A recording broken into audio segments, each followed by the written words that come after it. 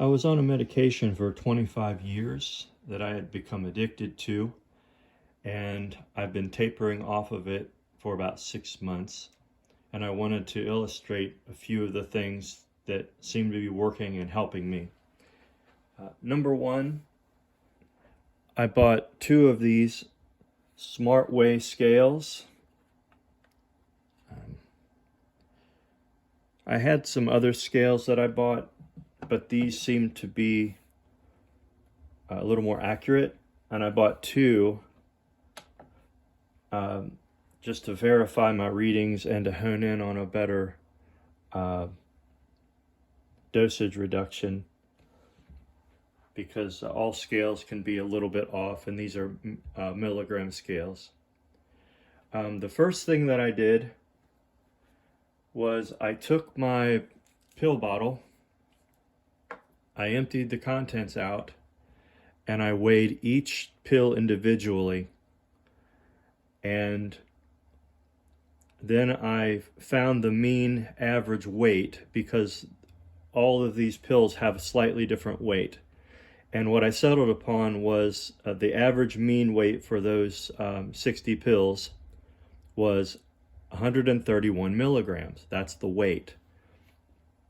So I started at 131, and then I started to taper down slowly. So what I'm going to do is actually go through and show you my process. So what I did do is I wrote down all of the milligrams of the weight of the dosage, and then what it would be, the percentage drop of each one. So here's what I do. Also, besides these scales, I suggest buying an ESD15 tweezers. These worked better than the other tweezers. They have a real sharp point, and they're curved. They're cheap online. They're called ESD10.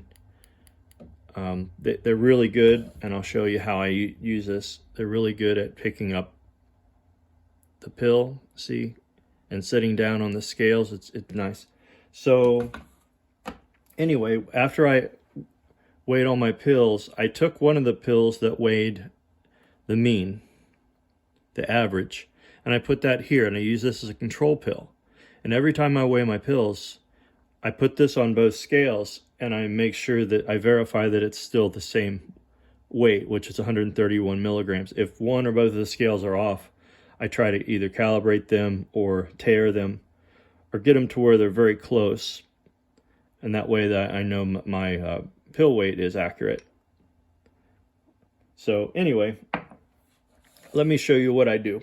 So right now I'm on day 173 of my taper, and I'm down to, I think, 55 milligrams, down from 131. That's roughly down to about 42% of the original. So what I do is, first, I'll weigh my control pill, see what it says. 131, good. Let's see what the other one says, see if it agrees. That also says 131, so I feel confident that that's good. Now, to prepare my pill, usually I shave some off with this razor, but I'm down so far. First I break it in half, and then I'll weigh that.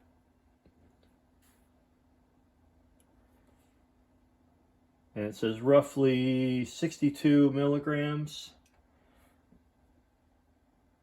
The other one says 61. That's okay, that's close enough. Sometimes what I've found is that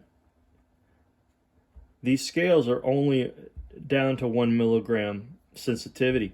So what I've found is one might say 60, one might say 62. There might be a little bit of a difference, but in truth, it might weigh 61.5 milligrams. And that's why there's a discrepancy. So I just try to get close, and I will reweigh these if I'm getting, if I want to be very picky about it. Okay, so actually I've got some pills already here that I've pre-weighed. I do this sometimes.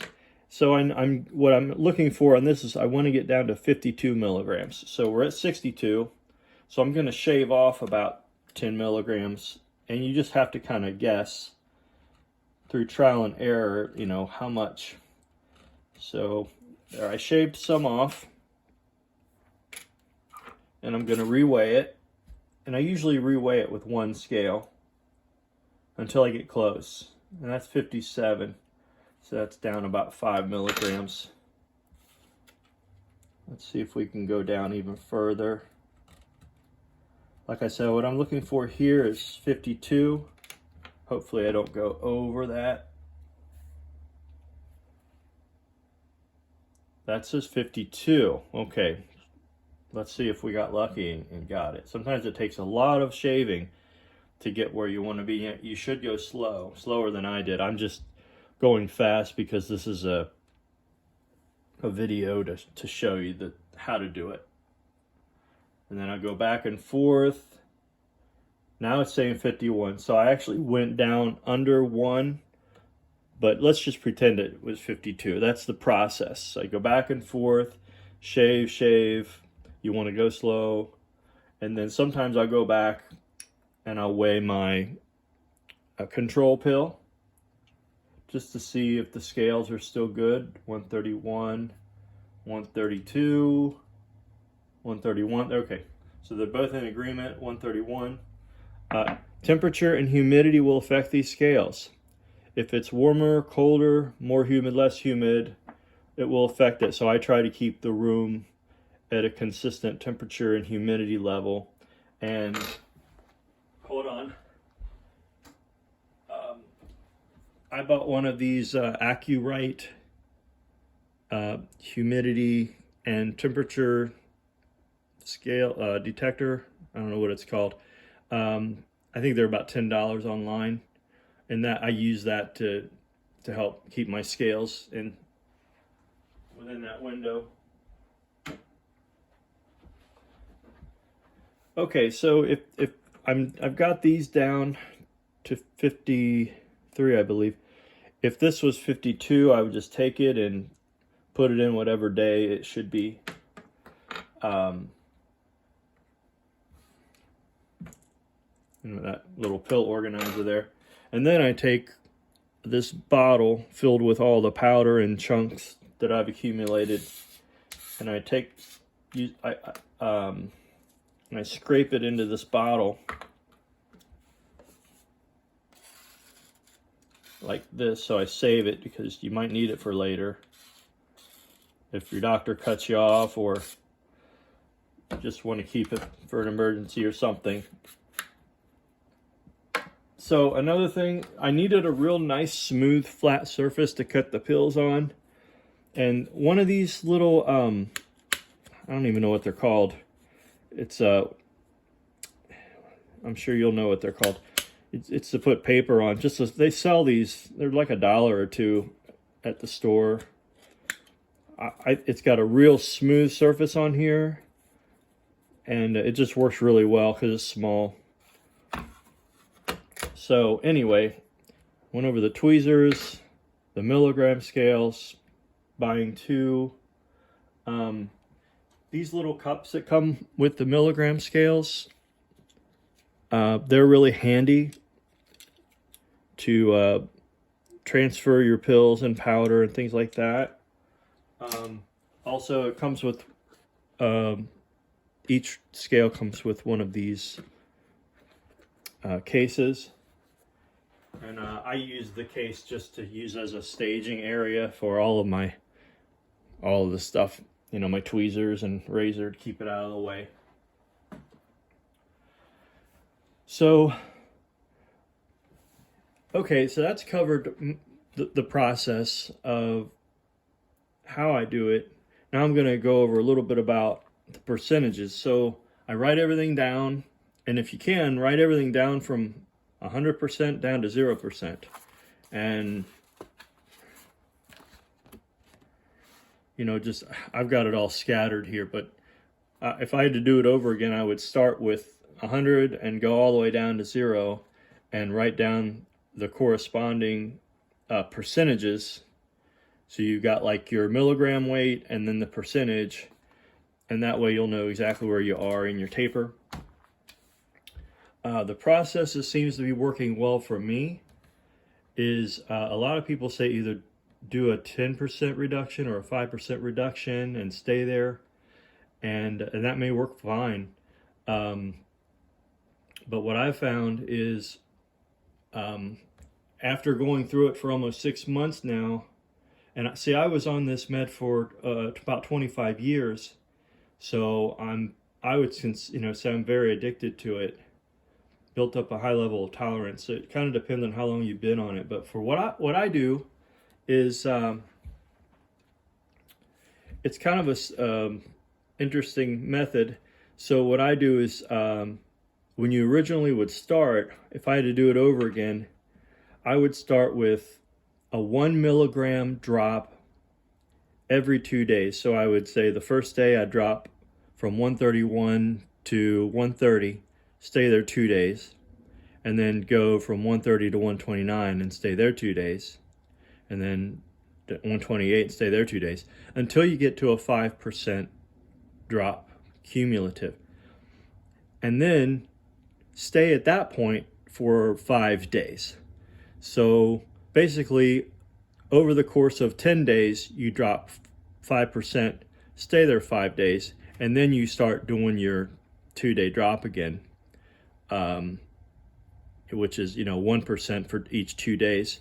And that's actually equals, I think, 360-day total taper, and that would be about a 1-year taper. So for me, that would be appropriate because I've been on this for about 25 years.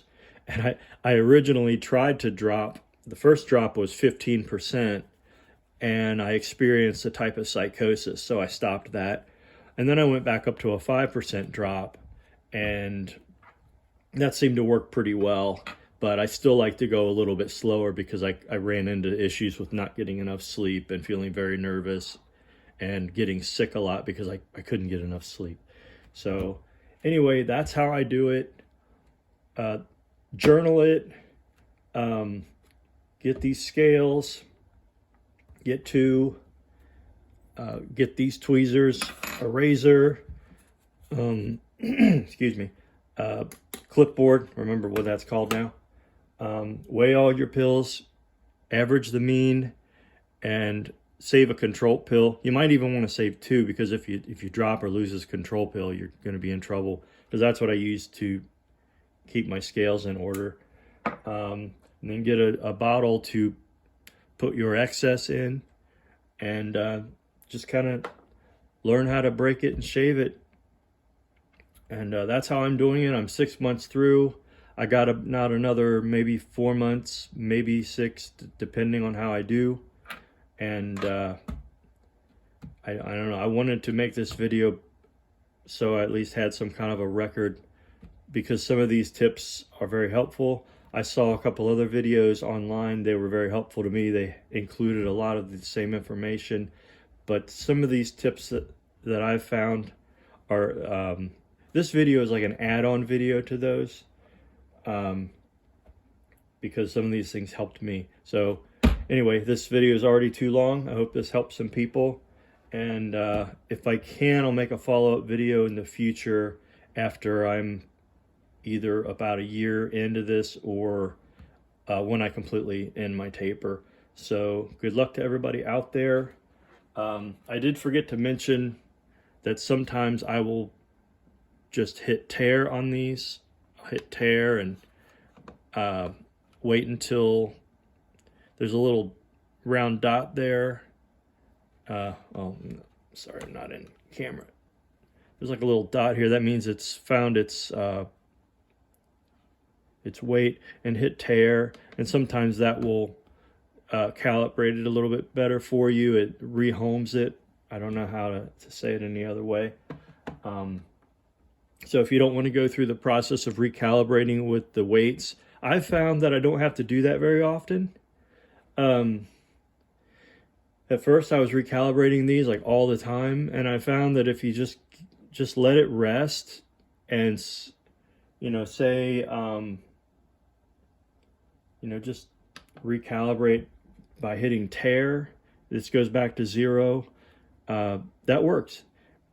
And sometimes they do drift a little bit. You just have to watch them, and that's what's excellent about having 2 of these, is because when one will drift off and one doesn't, you'll kind of understand what the problem is. And it gets pretty easy. There is a little bit of a learning curve, especially if you haven't worked with calibrated tools before. But I have, and you know, sometimes you have to average in your mind. So like I said earlier, if this one says 52 and this one says 51, it doesn't necessarily mean one's wrong. They're just both trying to give you the weight that they think it is. So it might be, instead of 51 or 52, it might be 51 and a half, and they're both settling on, you know, what they think is the closest. So sometimes what I do is, say if I want to get down to 51 and one's measuring 52 and one's measuring 51, I'll go ahead and keep shaving a tiny amount until this 52 turns into a 51, and I make sure this 51 stays at 51 milligrams. And because sometimes the weight's like a little bit in the middle. But both of these scales do seem to keep a very accurate weight. And that's all. I'm sorry this video has been so long. Hope this helps.